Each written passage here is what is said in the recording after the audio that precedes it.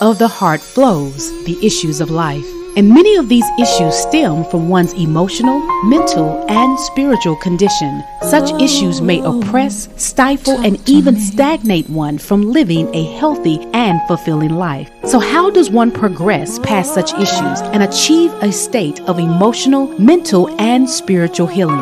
There's help, so open your heart and prepare your mind. It's time for healing to take place in your life. You're in tune to Talking with Dr. Toy, a holistic approach to emotional healing. And now, your host, licensed professional counselor, Dr. Toy Lisa Mitchell.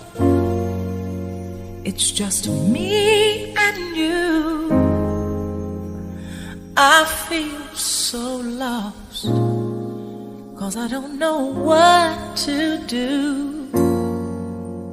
Well, good Sunday afternoon. You're in tune to another broadcast of Talking with Dr. Toy. Comes your way every Sunday at 1:30 p.m. Central Standard Time. You know, I always want to do a check-in and welcome you to the broadcast, but before we do that, let me give you my purpose. My purpose is to provide a holistic approach to emotional healing. Therefore, my mission to provide a holistic, restorative, therapeutic approach in addressing and resolving issues that adversely affect the emotional, psychological, spiritual, and physical well-being of individuals who desire to enhance their quality of life. I always want to do a self-care check. How are you? And what did you do for self-care this week? We're still in this month of January. However, the last Sunday, can you believe it? Time is surely flying by. However, we still have time. If you have been struggling with this, my hope for you is that you begin to really be more intentional about ways in which you can really care for yourself. Authentic self-care that is tailored for your individual needs. Now, here's the thing. One of the aspects of self-care is that you take time to reflect on what it is that you do need.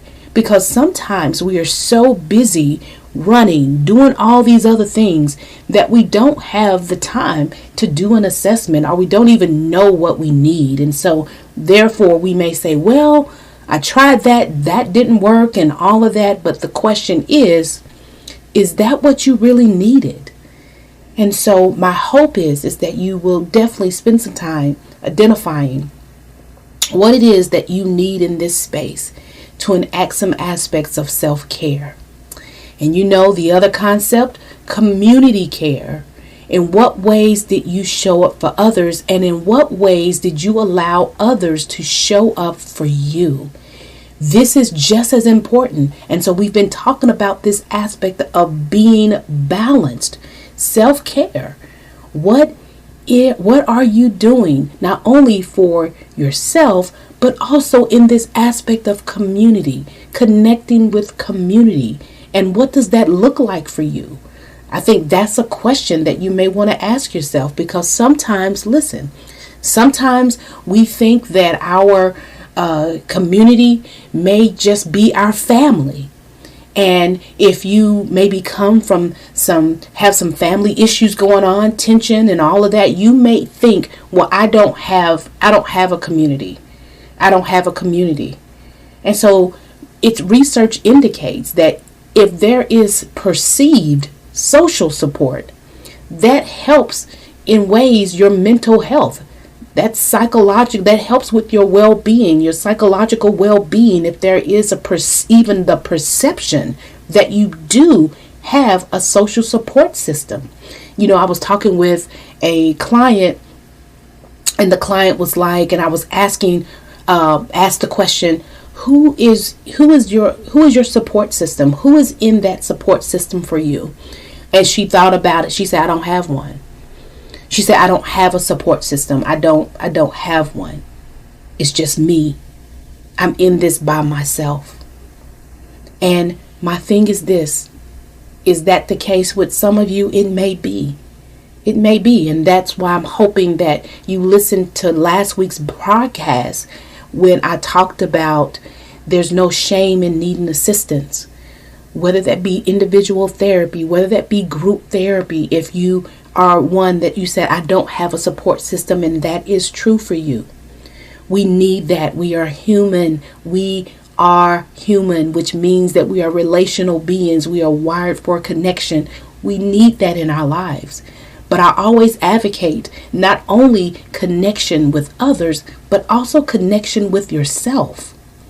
And of course, in this space, connection with God. And so, however, when we began to talk about it a little bit more, I began to ascertain, I'm like, wait a minute. This person was saying that when she goes to work, she has a boss who is under a supervisor who is understanding, who will ask and check in with her. How you doing today? How you doing? So she said, and this supervisor, if she needs time or whatever, he is more than willing to give that to her. And then she told me about another incident where there's another coworker that's like, hey, if you need me to cover for you, just let me know. I'm here. And so she said that she was upset, and the coworker said, listen, go take a break. We got you. We can do this. So she began to kind of just speak about these things. And so I paused. I said, wait a minute. Do you hear yourself speaking? She's like, what? You have people who you have confided in, who you have talked to, who have listened to you, and who have shown kindness to you. That sounds like a support system to me. And then she paused and she said, wow, I did not even think about my coworkers being a support system for me. She says when she goes into that place, she feels like she can be herself, she can have fun, but she also feels like that people care. And so I want to definitely encourage you. You may want to broaden your concept of what community may look like. Community doesn't necessarily have to be your families. There was a show that said this, that DNA doesn't make a family. That it doesn't necessarily have to be your family. It can be a biological family. It can be other spaces. And so you may have a support system that maybe you have overlooked because it wasn't what you thought it should be. And my question for you is broaden that concept, because you may have a support system that you're unaware of. So again, concept of community care. How did you show up for others, and how did you allow others to show up for you? How we show and give compassion to one another. That's very important as well. So again, want to make sure that we have that balance in our lives. It is very, very crucial. Well, here's the thing. As we kind of end this series in January, one of the things that I was thinking about, and I said, we just might as well just conclude with this aspect of there's no shame, right? Since we started, there's no shame in admitting that my life needs work. There's no shame in admitting that I need assistance. And so here's the last one that I believe was placed on my heart. There's no shame in admitting that I need love. That I need love. That I need belongingness. That I need to be cared for. That I need love. There's no shame in that. Now, some of you may be saying, well, Dr. Toy, what do you mean by that? What do you mean by there's no shame in admitting that you need love? Here's the reason. I think many of us have been in situations and relationships that have been harmful, that have been wounded. And in some ways, what takes place is that, especially if it happened in childhood, we internalize this script that I'm unworthy, that I lack value. And because I have these core beliefs that I am unworthy, that I lack value, and that I'm not enough, and let's definitely add on to this rejection, there is an internalization that you are not lovable, that you don't deserve love. And when we when we have that internalization, what begins to happen is that we begin to try to identify our value and identify our worth in what we do, how well we perform. Because some of us may have clued into that if I do well, if I perform well academically, I'm seen, I'm recognized, I'm heard, I'm praised. And so we begin to equate that with, if I can do enough, if I can be perfect, if I can be this and do this, then they'll love me.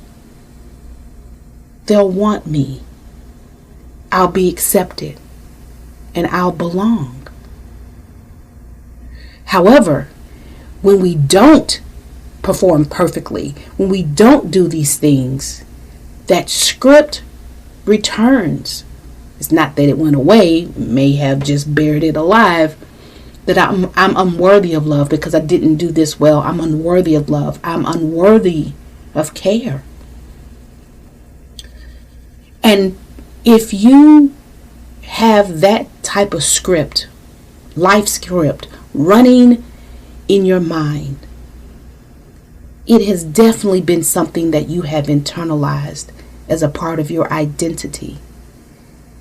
And listen, it does inform the way in which you see yourself. It does inform the way in which you show up in relationships. It informs that. And so then here's the other side of the coin. Is that because of the woundedness and the hurt, we have formed these shields, this armor, so much so that we honestly believe that we don't need anyone, that we don't need to be loved, that we don't need to be cared for, that I'm hardcore, I'm this, and if I need love, if I need care, then I'm weak. And so we begin to harshly judge ourselves because we, in many cases, we begin to believe that we're not human. Now you may say, oh man, Dr. Toy, I never thought that I'm not human. I know I'm in this flesh. But listen to what I'm saying. We are relational beings. We are human. That is a part of not only our nature, but that nurture process where nurture takes place in our environments and how we begin to form aspects of our identity is not disconnected from our environment. It's all connected. And so that nurture aspect of it entails connections with your caregivers, connections of whether you were nurtured, showed attention, whether you were cared for and loved. That is a major aspect of your development as a human being. Now, I know that there's this concept of sociopath and narcissistic and all of that. So I'm not including those outliers. And we can talk about those aspects. That may be definitely a topic that I need to address with regards to that. And so we'll come back to that. However, in this aspect, because of our humanity, and we're relational beings. And this aspect of nurture, yeah, we need love, belongingness. And those of you who have maybe resolved to say, well, I don't need that, that makes me weak. Many cases what that entails is that you have some powerful defense mechanisms that have served to protect you. And I'm not judging you, because when you grow up in an environment that has trauma and disconnections and discord and confusion and all of that, listen, you need to survive. You've got to function. However, I do encourage you to maybe pause and leave yourself open for the notion that maybe this is truly not authentically me, but maybe this is me guarding myself. Because, man, being open and wanting love and being rejected is painful. It is hurtful. It hurts my soul, as well as it should. Because we all need love. And so one of the things that I ask my clients, and especially when we're working on such aspects, I give them this saying, and it's not mine, and I don't know who it's attributed to, but it goes like this: I love me. I love myself. I accept myself as I am. I will be fair with myself. It is okay to make mistakes. I deserve care and comfort when I am hurting. It's okay to ask for help when I need it. I set goals for myself. I support and affirm myself. Let me read that again. I love me. I love myself. I accept myself as I am. I will be fair with myself. It is okay to make mistakes. I deserve care and comfort when I am hurting. It's okay to ask for help when I need it. I set goals for myself. I support and affirm myself. Some of what happens when I encourage clients to read this, and I said, just read this to yourself, some of them stop. And they say, this is hard for me to say. They said, this is hard for me. And then I asked him, I said, okay, let's pause. And then show me what lines of this are more difficult for you. And many of them say this one: it is okay to make mistakes. Some of them say that it's not been okay to make mistakes. Then the next line they say, I deserve care and comfort when I'm hurting. And I said, why is that difficult for you to say? And they say, because I don't receive it. I don't receive care and comfort when I'm hurting, because I'm the one that's expected to care for everybody else. So they say, that's hard for me to accept. And then I say, what's another line for some? And some of them say, I accept myself as I am. And I say, why is that difficult for you to say? And they say, because I don't like who I am. I don't like who I am.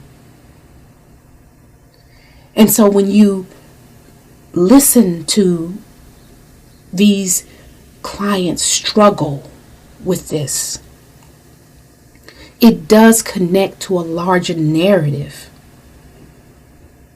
of I am unworthy of love. And and some would say, I love me. Well, isn't that a bit arrogant and egotistical to say that I love me, I love myself? And I'm like, where do you get that from? That there's something wrong with that? Well, that's not being humble, right?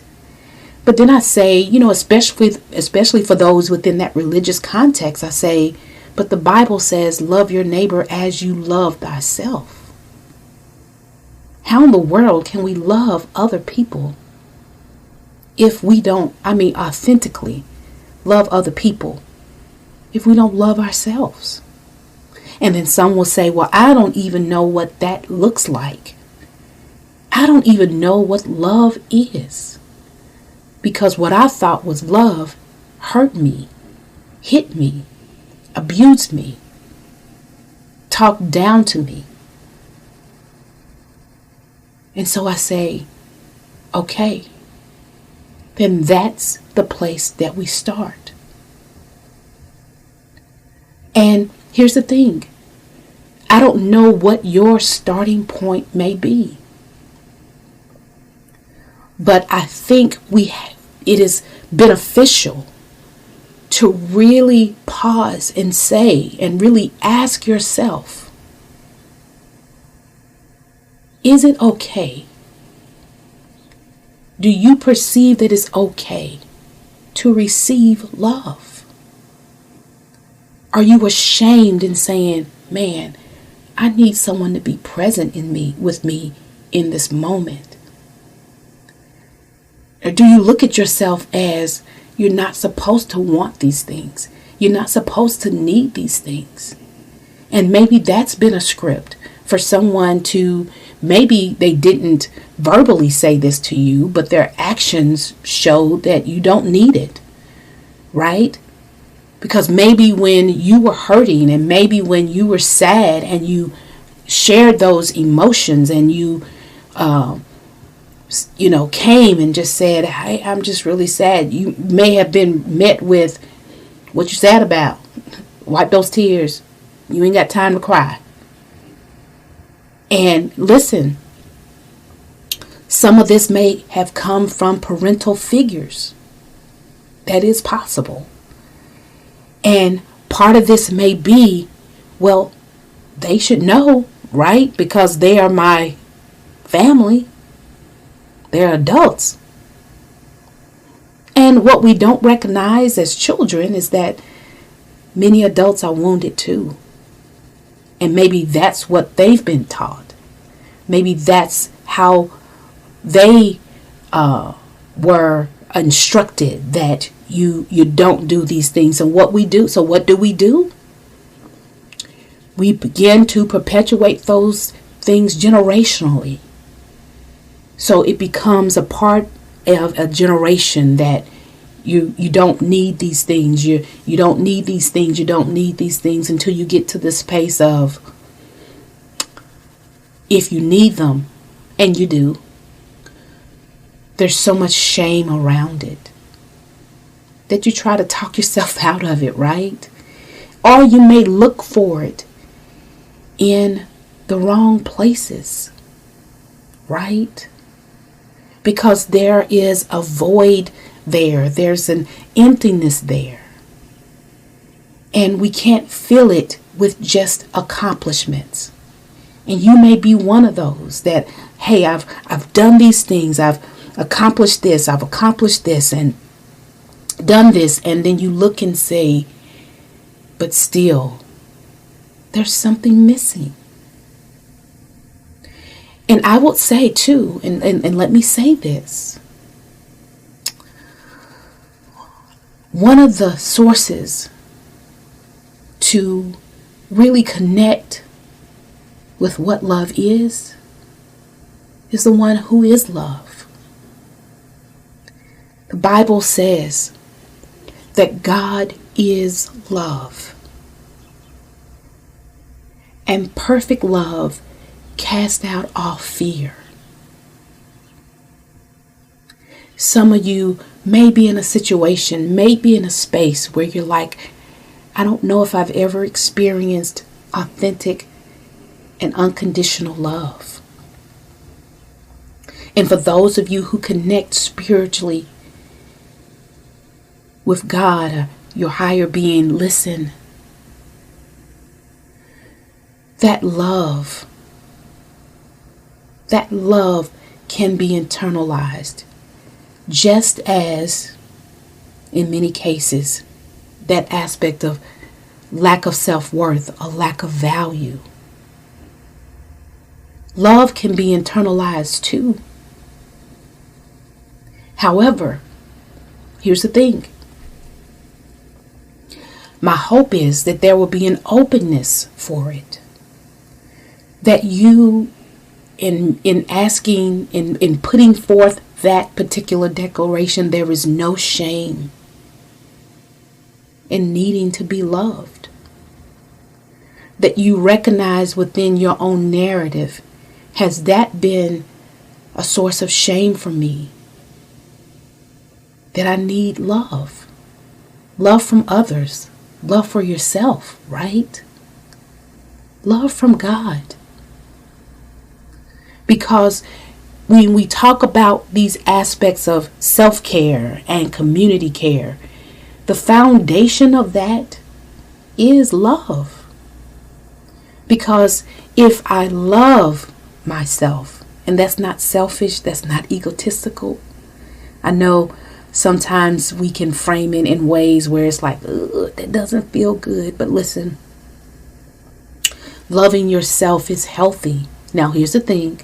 There's a difference in loving yourself as far as who you are versus if your behavior is toxic. You don't love the behavior, right?